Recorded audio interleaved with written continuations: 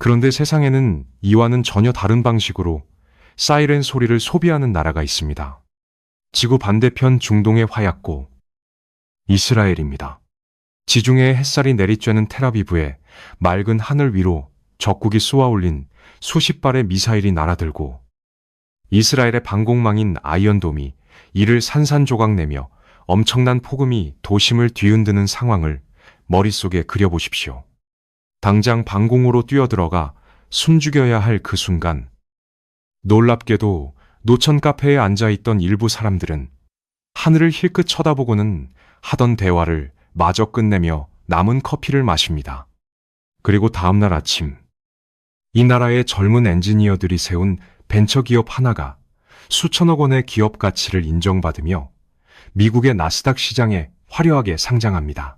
이것은 과장된 소설의 한 장면이 아니라 이스라엘에서 실제로 반복되어 온 기묘한 일상입니다. 우리의 직관과 상식으로 볼 때 전쟁은 경제의 무덤이어야 마땅합니다.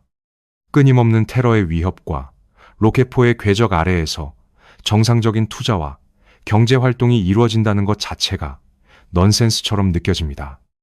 그러나 객관적인 지표인 1인당 국내 총생산, 즉 국민소득을 나란히 놓고 비교해보면 우리는 더욱 낯설고 불편한 진실과 마주하게 됩니다. 국토 면적은 한국의 경상도 크기 남짓에 불과하고 인구는 1,000만 명도 채 되지 않는 작은 나라. 심지어 1948년 건국 이래 단 하루도 주변 국가의 피비린내 나는 지정학적 위협에서 완전히 자유로운 적이 없었던 이스라엘의 1인당 국민소득은 최근 몇 년간 5만 달러를 훌쩍 넘어섰습니다. 3만 달러대에 머물며 치열하게 고군분투하고 있는 한국보다 훨씬 더 부유한 경제적 지표를 쥐고 있는 것입니다. 도대체 어떻게 이런 일이 가능할 수 있었을까요? 우리는 흔히 유대인들이 태생적으로 상술에 능하고 똑똑하기 때문이라고, 혹은 세계 최강국인 미국의 막대한 군사적 지원이 뒤를 받쳐주기 때문이라고 쉽게 결론을 내리곤 합니다. 그것은 겉으로 드러난 핑계일 뿐, 이 거대한 국가적 역설의 진짜 뼈대를 설명해 주지는 못합니다. 만약 지금 이 순간 평화로운 서울 하늘 위로 날카로운 공습경보 사이렌이 울린다면 어떤 일이 벌어질까요? 아마도 한국의 주식시장은 그 즉시 걷잡을 수 없는 패닉에 빠질 것입니다. 코스피 지수는 바닥을 모른 채 곤두박질치고 외국인 투자자들은 막대한 자본을 서둘러 빼내기 위해 전산망을 마비시킬 듯 몰려들 것입니다. 우리는 반세기 넘게 휴전 국가라는 서늘한 꼬리표를 달고 살아왔지만 여전히 전쟁이라는 단어는 모든 경제적 성취를 단숨에 잿더미로 만드는 절대적인 공포이자 몰락을 의미하기 때문입니다. 이스라엘이라는 나라에서 전쟁과 국가 안보의 위협은 경제 성장을 가로막는 장애물이 결코 아닙니다. 오히려 그것은 이 나라를 숨 가쁘게 먹여 살리는 가장 강력한 심장이자 세계 최고의 혁신을 강제적으로 끄집어내는 잔인하고도 효율적인 생태계 그 자체입니다. 폭탄이 떨어지고 총성이 울리는 척박한 땅 위에서 그들은 벼랑 끝에 몰린 생존의 공포를 세상에서 가장 비싼 값에 팔 수 있는 첨단 기술로 연성해내는 끔찍한 연금술을 깨우쳤습니다. 죽음의 위협이 코앞에 닥쳐올 때마다 역설적이게도 그들의 경제적 전투력은 더욱 예리하게 벼려졌던 것입니다. 이 이야기는 단순히 한국과 이스라엘 중 누가 더 부유한가를 따지는 얄팍한 자존심 싸움이 아닙니다. 이것은 멸망의 공포 앞에서 한 국가는 거대한 공장을 지어 눈에 보이는 물건을 수출하는 길을 택했고, 또 다른 국가는 눈에 보이지 않는 코드와 혁신을 팔아넘기는 길을 택했던 서로 다른 생존 방식에 대한 깊은 고찰입니다. 우리는 지금부터 그들이 어떻게 피와 화약 냄새가 진동하는 참호 속에서 번쩍이는 황금을 창조해냈는지 그 안개 속으로 들어갑니다. 하지만 이스라엘의 텔아비브 주식시장이 무너지지 않는 진짜 이유를 근본적으로 이해하기 위해서는 먼저 한 장의 지도를 펼쳐보아야만 합니다. 그것은 세상에서 가장 지독하게 고립되고 가장 절망적인 지정학적 저주의 지도입니다. 지도를 펼쳐 중동의 서쪽 끝, 지중해와 맞닿은 좁고 긴 땅을 내려다보십시오. 한국과 이스라엘은 천연 자원이라고는 찾아볼 수 없는 척박한 땅에서 출발했다는 기묘한 공통점을 가지고 있습니다. 석유 한 방울 나지 않는 땅에서 오직 사람의 머리와 노동력만으로 국가를 재건해야 했던 출발선은 놀랍도록 비슷합니다. 한국은 휴전선 너머로 길이 막혀 사실상 섬이나 다름없는 지정학적 한계를 안고 있지만 다행스럽게도 삼면이 바다로 열려 있었습니다. 거대한 배에 수만 대의 자동차를 싣고 최신형 텔레비전과 반도체를 가득 채워 태평양을 건너 미국과 중국, 일본이라는 거대한 시장에 물건을 내다 팔며 부를 축적할 수 있었습니다. 우리는 거대한 공장을 짓고 굴뚝에서 연기를 뿜어내며 실체가 있는 물건을 만들어 세계화 교역했습니다. 하지만 이스라엘의 국경선을 자세히 들여다보면 상황은 완전히 다릅니다. 이스라엘의 북쪽에는 레바논과 시리아가 있고 동쪽에는 요르단, 남쪽에는 이집트가 자리 잡고 있습니다. 건국 이래 이들은 모두 이스라엘을 지도상에서 영원히 지워버리려 했던 철천 지원수들이었습니다. 한국으로 치면 우리가 만든 볼펜 한 자루, 옷 한 벌조차 중국이나 일본, 동남아시아에 단 하나도 팔 수 없는 완벽한 경제적 봉쇄 상태에 놓인 것과 같습니다. 트럭에 토마토나 직물을 싣고 국경을 넘어 다마스쿠스나 카이로의 시장에 내다 파는 평범한 무역은 이들에게 허락되지 않았습니다. 사방은 적의를 품은 총구와 탱크로 겹겹이 둘러싸여 있었고 물리적인 국경은 철저하게 닫혀 있었습니다. 이 완벽한 지리적 고립은 이스라엘 사람들에게 잔인하지만 명석한 깨달음을 강제했습니다. 트럭이나 배에 실어야 하는 무거운 물리적 상품은 적대적인 국경을 통과할 수 없다면 무게가 전혀 없는 것을 수출해야 한다는 생존의 법칙이었습니다. 땅의 길이 탱크로 막혔다면 눈에 보이지 않는 허공의 길을 뚫어야만 했습니다. 이스라엘이 살아남기 위해 선택한 수출품은 거대한 컨테이너선이 필요 없는 것들, 바로 컴퓨터 코드, 암호화 알고리즘, 사이버 보안 기술, 그리고 첨단 의료 특허였습니다. 이런 것들은 적국의 영공을 통과할 필요도 없이 해저 케이블과 인공위성을 통해 뉴욕의 월스트리트나 도쿄의 중심부로 단 1초 만에 전송될 수 있었기 때문입니다. 우리는 흔히 아랍 국가들의 거센 보이콧과 끝없는 전쟁의 위협을 이스라엘이 겪은 가장 끔찍한 비극이라고 생각합니다. 그러나 냉혹한 지정학적 관점에서 렌즈를 돌려보면 전혀 다른 진실이 수면 위로 떠오릅니다. 주변 아랍 국가들의 맹렬한 적대감이야말로 역설적이게도 이스라엘을 세계적인 첨단 기술 강국으로 억지로 밀어넣은 가장 잔인하고도 효과적인 산업 정책이었습니다. 주변국들이 평범한 제조업 국가로 성장할 수 있는 물리적 교역의 통로를 모조리 끊어버림으로써 오히려 이스라엘이 전 세계 어느 나라보다도 먼저 물리적 세계를 버리고 디지털과 소프트웨어의 미래로 도약하도록 등을 떠민 셈이 된 것입니다. 이들은 닫힌 문 앞에서 절망하는 대신 담벼락 위로 날아오르는 법을 스스로 터득해야만 했습니다. 무에서 유를 창조하는 이 지독한 과정은 국가 전체를 하나의 거대한 벤처 기업으로 만들었습니다. 자원이 없는 나라에서 유일하게 쥐어짜낼 수 있는 것은 인간의 두뇌뿐이었고 그 두뇌들이 만들어내는 혁신적인 생각만이 유일한 화폐였습니다. 그리고 이 눈에 보이지 않는 디지털 세계에서 살아남기 위해 이스라엘 사람들은 안전하고 평화로운 전통적인 대학의 캠퍼스에 의존하지 않았습니다.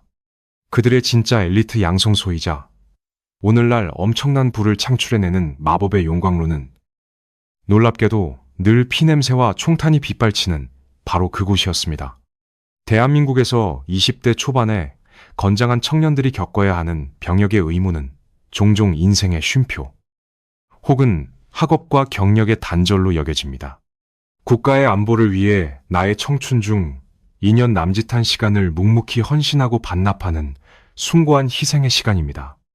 그래서 제대를 앞둔 한국의 청년들은 그동안 뒤처진 학업을 어떻게 따라잡을지, 취업 준비는 어떻게 다시 시작할지를 고민하며 막막함을 느낍니다. 하지만 이스라엘 사회에서 군대는 청춘의 무덤이나 경력의 단절이 아닙니다. 오히려 그곳은 세계 최고 수준의 첨단 기술을 배우고 평생을 함께할 동업자를 만나며 미래의 억만장자가 되기 위한 가장 확실하고 화려한 성공의 지름길로 통합니다. 이스라엘의 고등학생들은 대학 입시를 위해 밤을 새우는 대신 군대의 최정예 기술 부대에 선발되기 위해 치열한 경쟁을 벌입니다.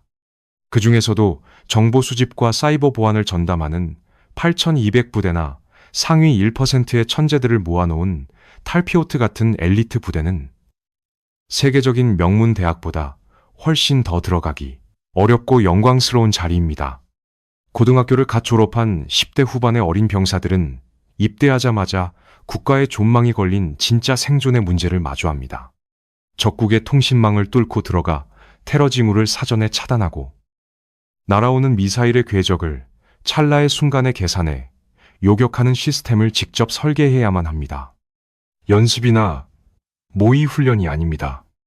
실패하면 곧바로 수많은 자국민의 죽음으로 이어지는 실전의 한복판에서 이들은 책상머리 이론이 아닌 피 튀기는 실전 기술을 몸으로 익히게 됩니다.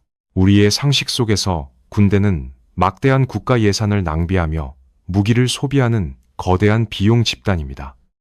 상명하복의 엄격한 규율 속에서 개인의 창의성보다는 조직의 명령이 우선시되는 억압적인 공간이기도 합니다. 그러나 이스라엘에서 군대는 국가가 운영하는 가장 거대하고 효율적인 신생, 기업 창업 보육센터이자 투자기관으로 기능합니다.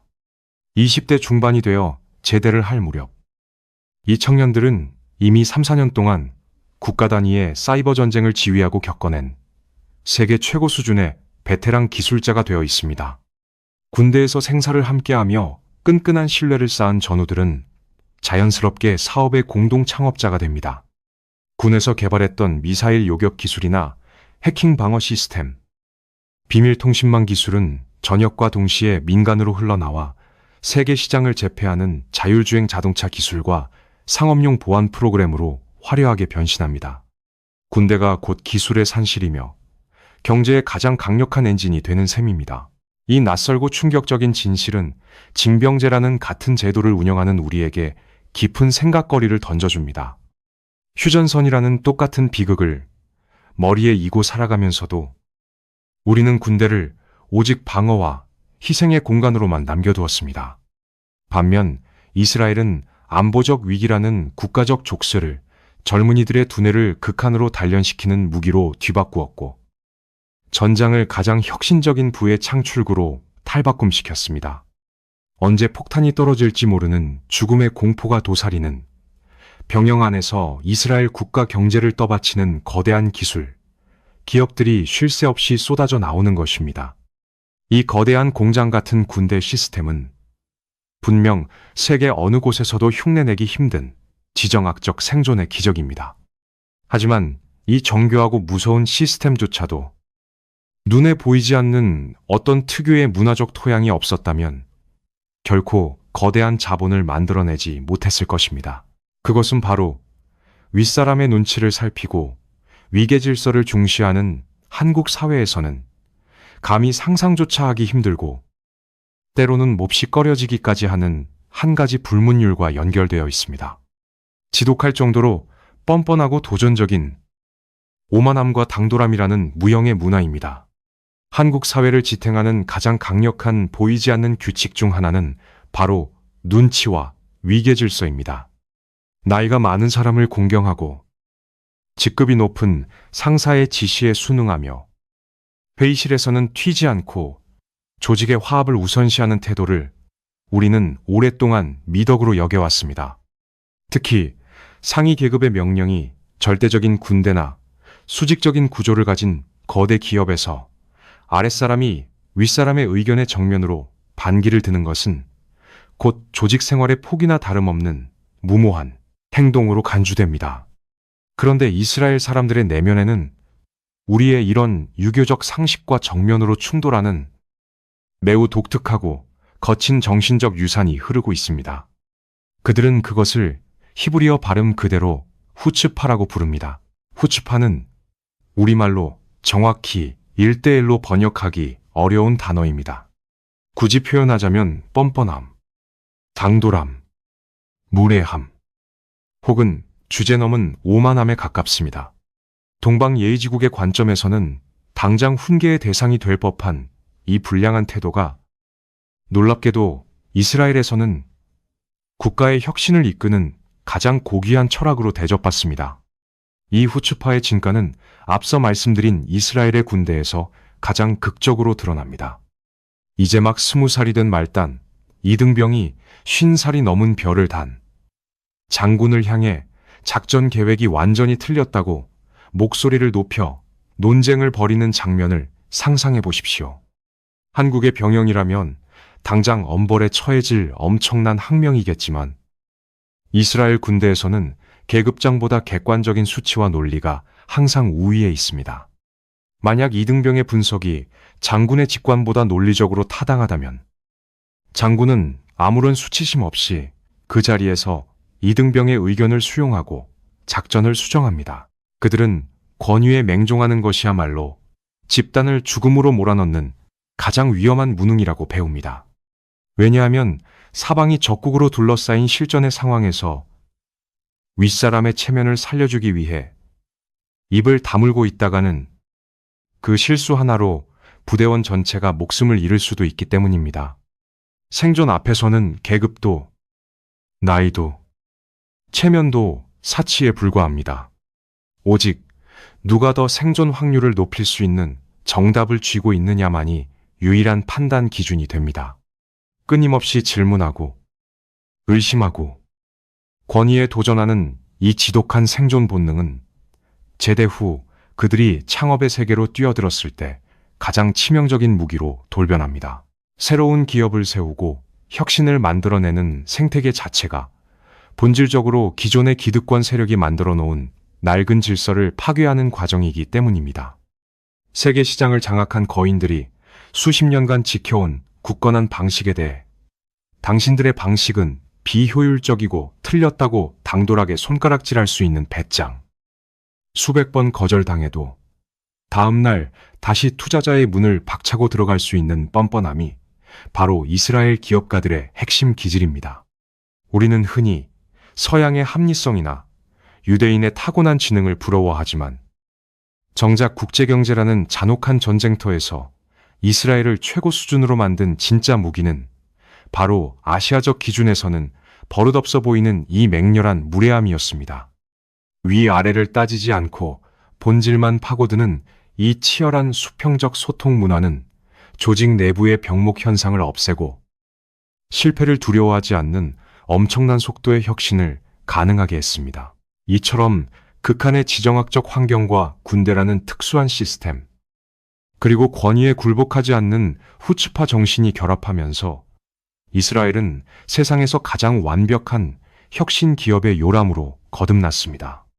하지만 아무리 뛰어난 두뇌와 당돌한 배짱, 그리고 반짝이는 아이디어가 있다고 해도 그것을 현실 세계의 거대한 산업으로 키워내기 위해서는 한 가지 절대적인 조건이 필요합니다. 그러나 그들의 대담함과 빛나는 아이디어는 생명을 유지해줄 피, 즉 외부로부터 수혈되는 막대한 돈이 없다면 영원히 종이 위에만 머물러 있을 것입니다. 자본은 세상에서 가장 겁이 많은 존재입니다. 총성이 울리고 핏자국이 선명한 땅에 스스로 걸어 들어가는 돈은 없습니다.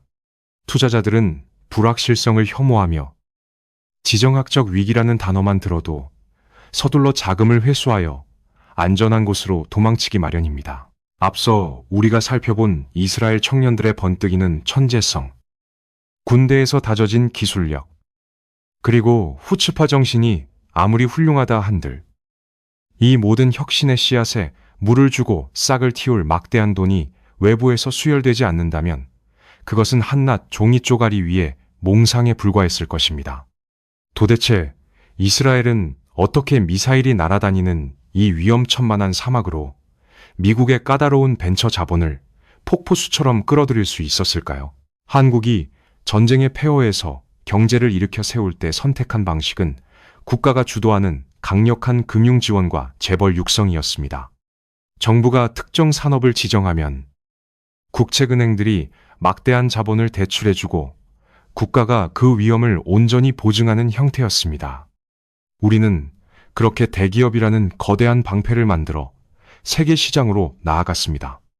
그러나 내수 시장조차 없고 거대한 공장도 없는 이스라엘은 한국의 방식을 흉내낼 수 없었습니다. 그들에게 있는 것은 단 한 번 성공하면 세상을 바꿀 수 있지만 실패할 확률이 압도적으로 높은 작고 불안한 벤처기업들 뿐이었습니다. 이 절망적인 자금난을 타개하기 위해 1990년대 초 이스라엘 정부는 세계 금융 역사상 가장 기발하고 파격적인 함정을 파놓습니다. 그것이 바로 히브리어로 주도권을 뜻하는 요즈마 펀드의 탄생입니다. 이스라엘 정부는 한국처럼 특정 기업에 직접 자금을 쥐어주고 살려내는 방식을 철저히 배제했습니다. 대신 그들은 외국의 거대 벤처 투자자들을 텔아비브로 초청했습니다. 정부가 막대한 종잣돈을 내놓을 테니 미국의 노련한 자본가들이 이스라엘의 젊은 기업들을 직접 고르고 경영을 주도하라는 것이었습니다. 하지만 주변이 온통 적국으로 둘러싸인 나라의 이름 모를 작은 회사들에 선뜻 큰 돈을 베팅할 바보 같은 월스트리트의 투자자는 없었습니다. 그래서 이스라엘 정부는 자본주의의 본성을 꿰뚫는 미친 제안을 던집니다. 당신들이 이스라엘 벤처기업에 투자했다가 만약 회사가 망한다면 그 손실은 이스라엘 정부가 온전히 떠안겠다는 것이었습니다. 반대로 그 기업이 대성공을 거두어 막대한 수익이 발생한다면 투자자들은 언제든지 정부가 투자했던 지분까지 헐값에 사들여 모든 이익을 독식해도 좋다는 파격적인 조건이었습니다. 실패의 쓴맛은 국가가 마실 테니 성공의 달콤한 열매는 당신들이 모두 가져가라는 뜻이었습니다. 이것은 단순한 금융정책이 아니라 자신들의 가장 큰 약점인 위험성 자체를 매력적인 상품으로 포장해 글로벌 시장에 내다판 기막힌 마법이었습니다. 손해볼 일이 전혀 없는 이 완벽한 도박판에 전 세계의 탐욕스러운 자본이 미친 듯이 몰려들기 시작했습니다. 이스라엘은 돈만 끌어온 것이 아닙니다. 돈과 함께 따라온 미국의 냉혹한 경영 노하우와 글로벌 인적 네트워크까지 고스란히 흡수했습니다. 정부는 기업을 구제하는 온정주의 대신 가장 차갑고 계산적인 자본의 논리를 국가 한복판에 이식하여 스스로 거대한 벤처 생태계를 완성한 것입니다. 이 쏟아지는 달러의 폭포수 속에서 이스라엘의 수많은 기술 기업들이 미국의 나스닥 시장으로 화려하게 날아올랐습니다. 여기까지의 이야기만 듣고 있으면 이스라엘이라는 나라는 천재적인 두뇌와 무례할 정도의 당돌함, 그리고 정부의 완벽한 금융 설계가 맞물려 돌아가는 지상 최고의 경제적 기적처럼 보일 것입니다. 이들의 생존 방식은 아무런 결점 없이 완벽하게만 느껴집니다. 그러나 눈부신 빛이 강할수록 그 발밑에 들이우는 그림자는 더욱 짙고 시커먼 법입니다. 자본주의의 최전선에서 승리한 이 찬란한 혁신 국가의 이면에는 우리의 상상을 초월하는 너무나도 잔인하고 처절한 청구서가 숨겨져 있었습니다. 통계청이 발표하는 화려한 숫자들은 때로 현실을 교묘하게 가리는 가장 두꺼운 가면이 되기도 합니다. 1인당 국민소득 5만 달러라는 지표만 보면 이스라엘 국민 모두가 전쟁의 위협 속에서도 풍요롭고 여유로운 삶을 누리고 있을 것만 같습니다. 하지만 나스닥에 상장하는 벤처기업들의 샴페인 터지는 소리에서 한 걸음만 물러나 텔아비브의 평범한 거리로 시선을 돌리면 우리는 전혀 다른 서늘한 풍경과 마주하게 됩니다. 세계 최고 수준의 혁신 국가라는 찬사 뒤에는 그 거침없는 혁신의 속도를 도저히 따라가지 못한 대다수 평범한 사람들의 피눈물, 나는 생존 투쟁이 참혹하게 숨겨져 있습니다. 텔아비브는 해마다 전 세계에서 생활 물가가 가장 비싼 도시 최상위권에 단골로 이름을 올립니다. 평범한 식당에서 밥 한 끼를 먹거나 낡고 작은 아파트의 월세를 내기 위해 치러야 하는 비용은 이미 세계적으로 비싸기로 소문난 서울의 살인적인 물가를 훌쩍 뛰어넘은 지 오래되었습니다. 국경이 철저히 닫혀 있는 지정학적 고립은 앞서 그들을 디지털 공간으로 밀어넣은 혁신의 원동력이 되었다고 말씀드렸지만, 동시에 그것은 실생활에서 치명적인 부작용을 낳고 말았습니다. 주변국에서 값싼 농산물이나 일상적인 공산품을 자유롭게 수입할 수 없기 때문에 소수의 거대 국내 기업들이 생필품 시장을 완벽하게 독점하게 되었고, 이는 고스란히 살인적인 물가 폭등으로 이어졌습니다. 이스라엘 국민들은 닫힌 국경 안에서 울며 겨자 먹기로 세계에서 가장 비싼 빵과 우유를 사 먹으며 하루하루를 버텨내야만 합니다. 이 가혹한 물가를 견뎌낼 수 있는 사람들은 오직 앞서 이야기한 군대 엘리트 부대 출신의 첨단 기술 산업 종사자들 뿐입니다. 전체 인구의 10% 남짓에 불과한 이 소수의 하이테크 엘리트들이 국가 전체 수출의 절반 이상을 책임지며 어마어마한 부를 블랙홀처럼 거침없이 빨아들입니다. 그들은 미국의 실리콘밸리 수준에 필적하는 막대한 연봉과 스톡옵션을 받으며 텔아비브의 고급 해변가에 자신들만의 견고한 성을 쌓아 올렸습니다. 하지만 나머지 90%의 국민들, 즉 식당에서 서빙을 하고 낡은 버스를 운전하고 학교에서 아이들을 가르치고 공장에서 땀 흘려 일하는 평범한 노동자들의 임금은 그 엄청난 생활비를 도저히 감당할 수 없는 초라한 수준에 머물러 있습니다. 결국 이스라엘이라는 좁은 땅덩어리는 두 개의 완전히 다른 세상으로 잔인하게 쪼개지고 말았습니다. 한쪽에는 실리콘밸리의 억만장자들과 어깨를 나란히 하며 글로벌 자본을 장난감처럼 굴리는 극소수의 찬란한 승자들이 존재합니다. 그러나 바로 그 옆 동네의 다른 한쪽에는 매달 날아오는 청구서와 빚더미에 짓눌려 허덕이는 절대다수의 서민들이 원망 섞인 한숨을 내쉬고 있습니다. 국가 전체의 경제 지표는 그 어느 때보다 눈부시게 빛나고 있지만, 정작 그 나라의 땅을 밟고 살아가는 대다수의 평범한 국민들은 매일 스스로를 가난하다고 느낍니다. 부가 아래로 흘러내리는 낙수 효과는 전혀 작동하지 않았고, 목숨을 걸고 이뤄낸 혁신의 과실은 철저하게 엘리트 계층에게만 독점되었습니다. 화려한 벤처 강국이라는 타이틀 이면에는 이처럼 지독한 양극화라는 불치병이 국가의 영혼을 갉아먹고 있는 것입니다. 자본주의의 가장 차가운 맨얼굴을 마주한 이스라엘의 평범한 시민들은 분노하며 묻습니다.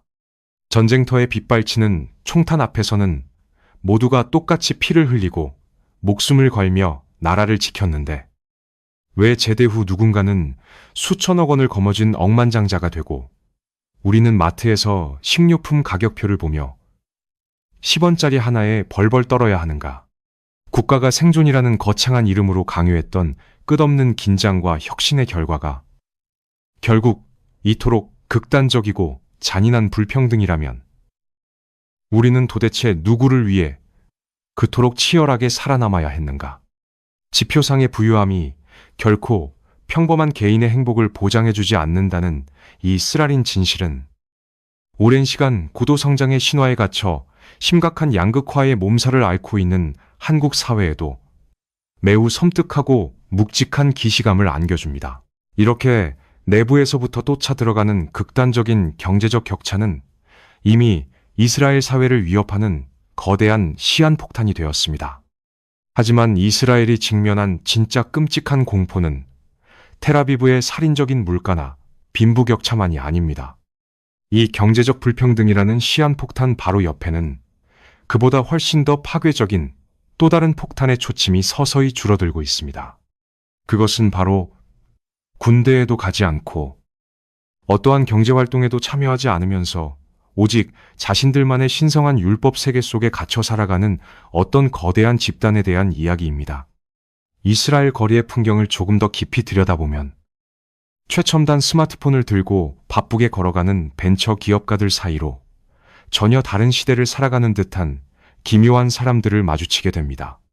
한여름의 디악볕 아래에서도 두꺼운 검은색 코트를 입고 챙이 넓은 검은 모자를 푹 눌러쓴 채 구레나룻을 길게 기른 남성들.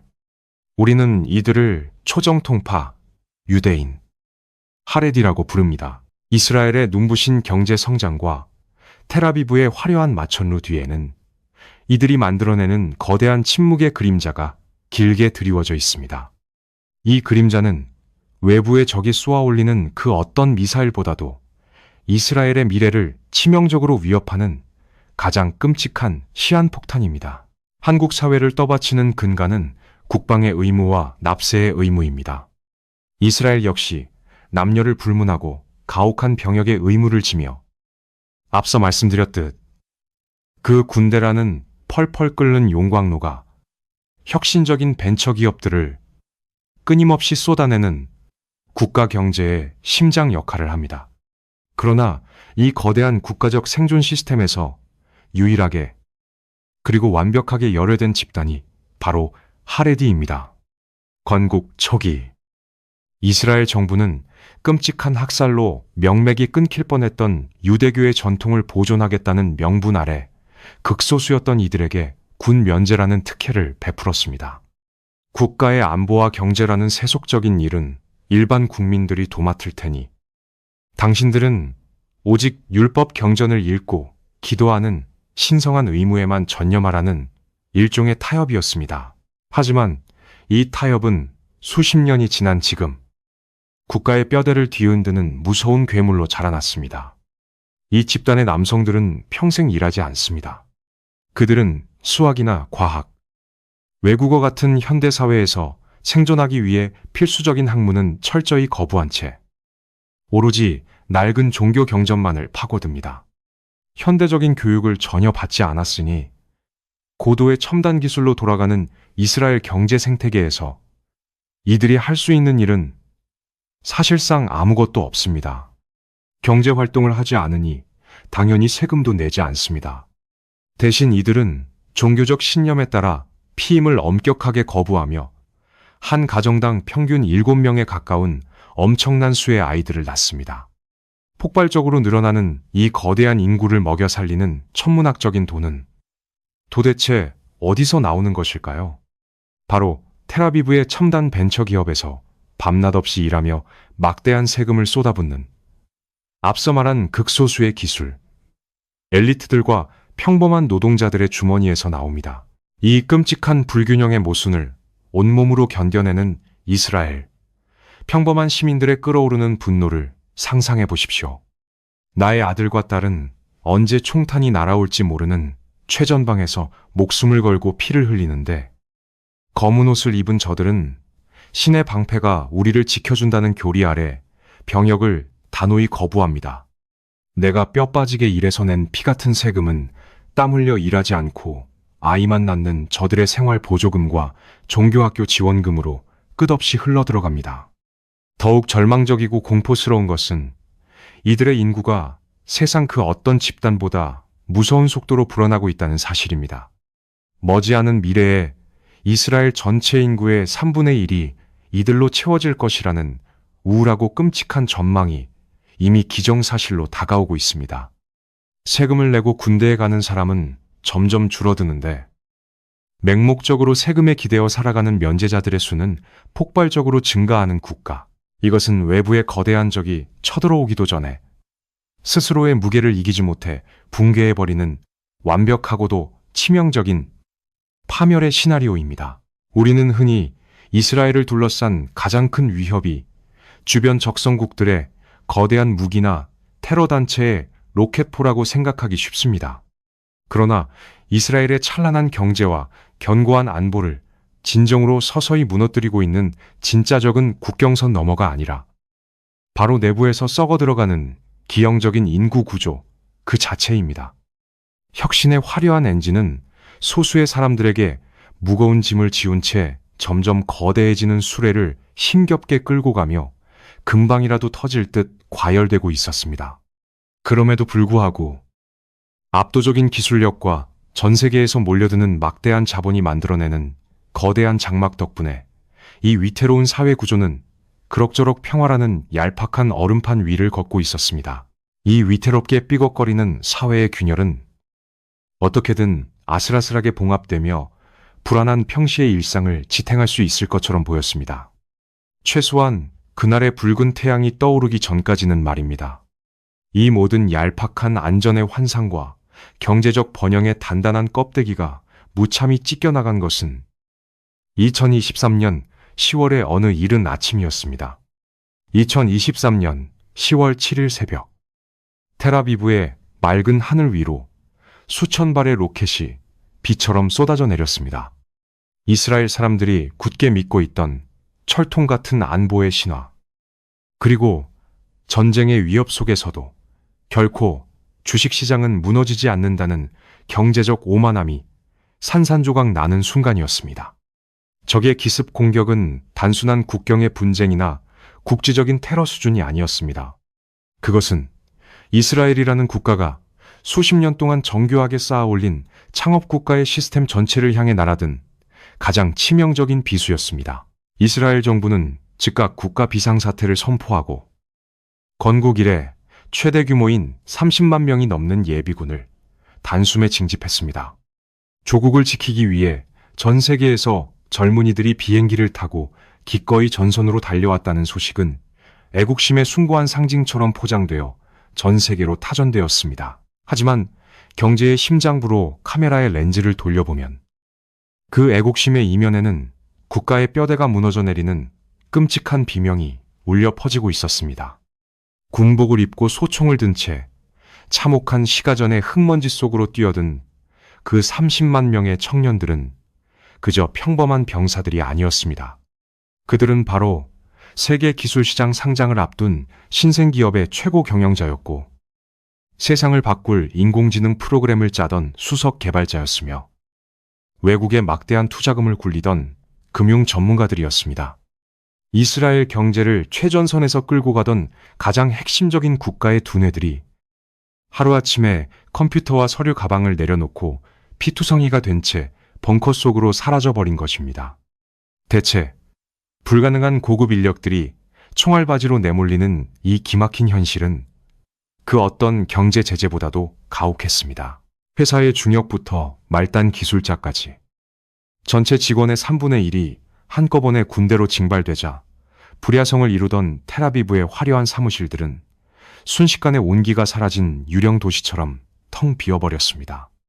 혁신적인 아이디어를 치열하게 논의하던 회의실의 불은 꺼졌고 쉴 새 없이 돌아가던 거대한 전산망은 멈춰섰습니다. 무엇보다 치명적인 것은 밖에서 흘러들어오던 돈줄이 끊겼다는 사실입니다.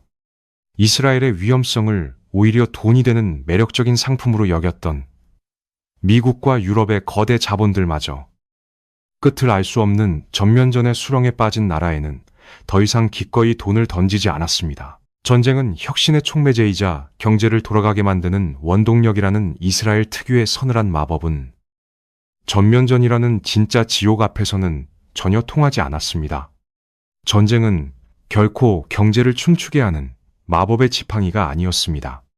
그것은 그저 이스라엘의 눈부신 하이테크 경제를 무참히 물어뜯고 모든 것을 잿더미로 만들어버리는 절대적인 파괴자일 뿐이라는 잔혹한 본질이 마침내 수면 위로 드러난 것입니다. 수십 년 동안 그들은 벼랑 끝의 공포를 창의성으로 둔갑시키며 엄청난 부를 축적해왔다고 믿었지만 그것은 어쩌면 짧은 전투와 철저하게 통제 가능한 국지전 속에서만 유효했던 아슬아슬한 줄타기였을지도 모릅니다.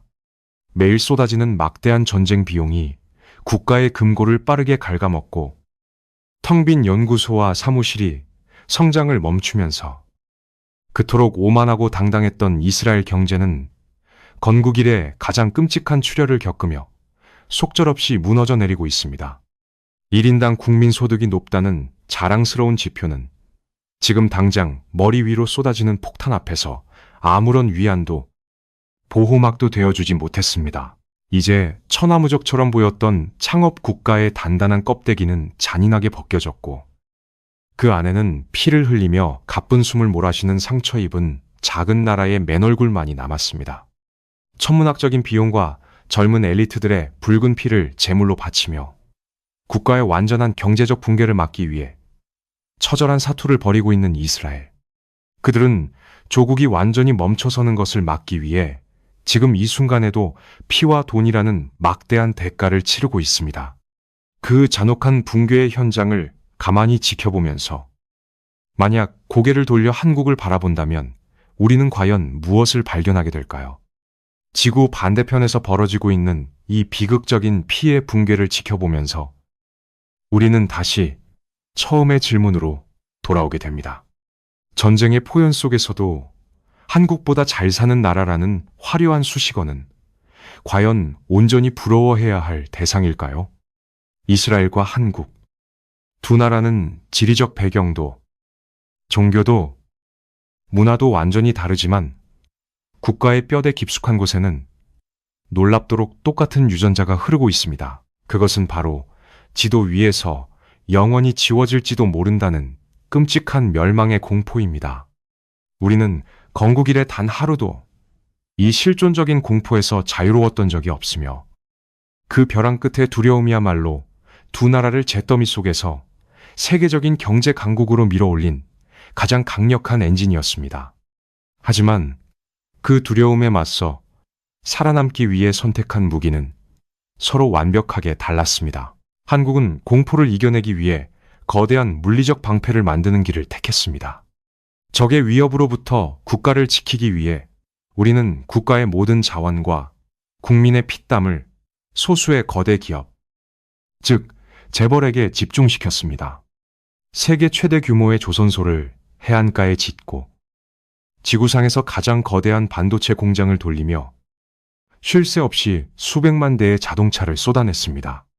우리의 전략은 단순하고도 묵직했습니다. 글로벌 공급망에서 결코 빠져서는 안 될 거대하고 필수적인 톱니바퀴가 됨으로써 만약 한반도에 다시 전쟁이 터진다면 미국과 세계 경제가 막대한 타격을 입고 우리를 구하러 올 수밖에 없도록 만드는 일종의 인질극이자 거대한 경제적 방어막이었습니다.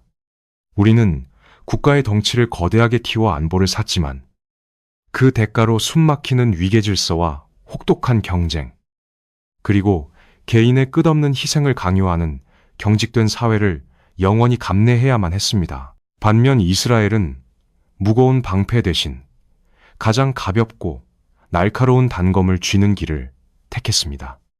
사방이 꽉 막힌 적대적인 국경선 탓에 거대한 공장을 지을 수도 이웃나라에 물건을 수출할 수도 없었던 그들은 무거운 쇳덩어리 대신 무게가 없는 아이디어와 소프트웨어를 팔았습니다.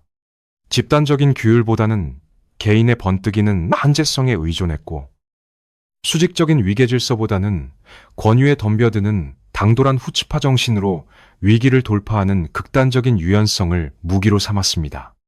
그들은 바람처럼 형태를 바꾸며 틈새를 파고드는 눈부신 벤처 제국을 건설했지만 그 대가로 공동체의 끈끈한 결속력이 무너지고 살인적인 빈부격차와 하레디라는 내부의 거대한 기생적 인구 구조를 방치하는 끔찍한 사회적 취약성을 떠안게 되었습니다. 결국 두 나라 모두 생존을 위해 각자의 방식으로 악마와 고통스러운 거래를 한 셈입니다.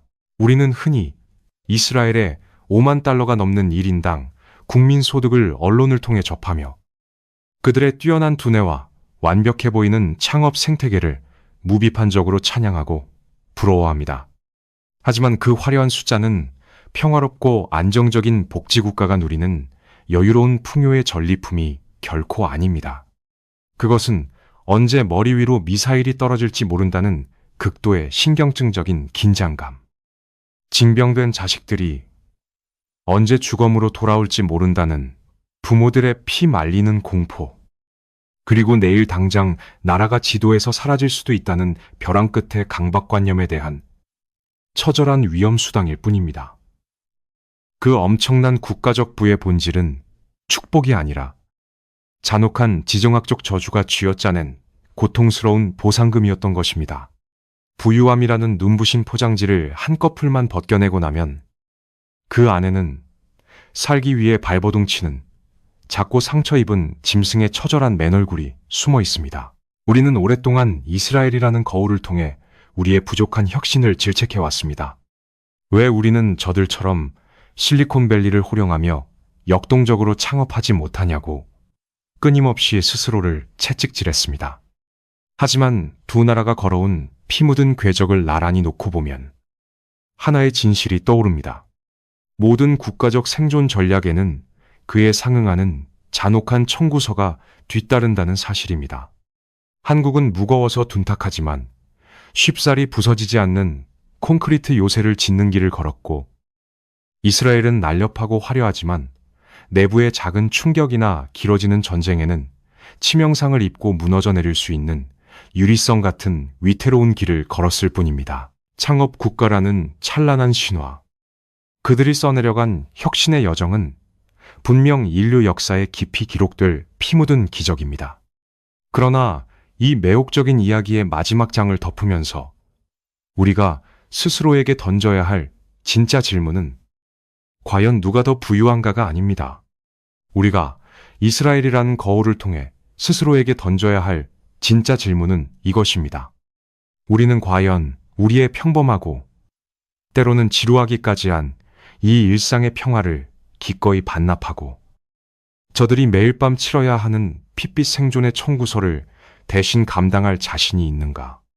이스라엘의 역사는 지도 위에서 사라지지 않기 위해 끝없이 달려야만 하는 붉은 여왕의 달리기와 같습니다. 주변의 거대한 적대 세력과 끊임없이 요동치는 지정학적 단층선 위에서 그들은 단 한순간도 멈춰 설 수 없었습니다.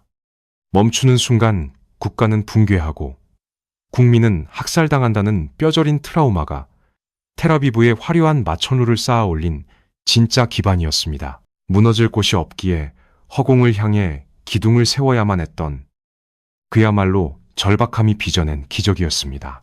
그들은 날카로운 칼날 위에서 세상 가장 화려하고 역동적인 춤을 추는 무희와 같습니다. 발끝에서는 붉은 피가 배어 나오지만 그 피를 양분 삼아 전 세계 자본을 매혹시키는 매혹적인 춤사위를 선보입니다. 국민소득 5만 달러라는 숫자, 나스닥에 줄지어 상장되는 수많은 벤처기업들, 천재적인 두뇌와 당돌한 후츠파 정신은 모두 이 칼날 위에서 떨어지지 않기 위해 안간힘을 쓰며 진화해온 생존의 발버둥이 만들어낸 잔혹한 예술 작품입니다. 그들은 결코 태생적으로 우월해서가 아니라 다가오는 죽음의 그림자를 뿌리치기 위해 자신의 한계를 극한까지 몰아붙인 결과로 그 빛나는 불을 손에 거머쥘 수 있었습니다. 그러나 칼날 위에서 얻은 부유함은 결코 완전한 승리나 영원한 안식을 의미하지 않습니다. 오히려 그것은 영원히 끝나지 않는 생존의 굴레에 갇혀버렸다는 섬뜩한 선고에 가깝습니다. 이스라엘이 자랑하던 그 예리한 혁신의 검은 2023년 10월의 참극을 기점으로 심하게 이가 빠지고 녹슬기 시작했습니다. 내부에서는 일하지 않고 세금만 축내는 하레디 인구가 국가의 기둥을 서서히 갉아먹고, 외부에서는 끝을 알 수 없는 소모적인 전쟁이 젊은 엘리트들의 생명과 국가의 막대한 부를 맹렬하게 불태우고 있습니다.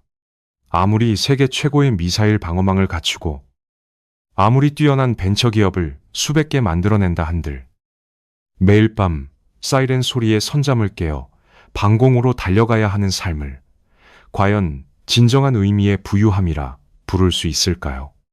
그것은 생존이라는 목적에 잡아먹혀버린 기형적인 풍요에 불과합니다. 대한민국 역시 반쪽짜리 땅에서 북한이라는 실존적 위협을 머리에 이고 살아가는 기형적인 국가입니다. 우리는 종종 꽉 막힌 규제와 경직된 조직 문화, 치열한 입시 지옥과 대기업 중심의 경제 구조를 한탄하며 이스라엘의 자유롭고 창의적인 창업 생태계를 부러운 눈으로 바라보곤 합니다. 하지만 이스라엘의 눈부신 성공 신화, 이면에 숨겨진 그 처절하고 피비린내 나는 청구서를 두 눈으로 확인한 지금, 우리의 시선은 조금 달라져야 할지도 모릅니다. 혁신은 결코 진공 상태에서 태어나지 않습니다.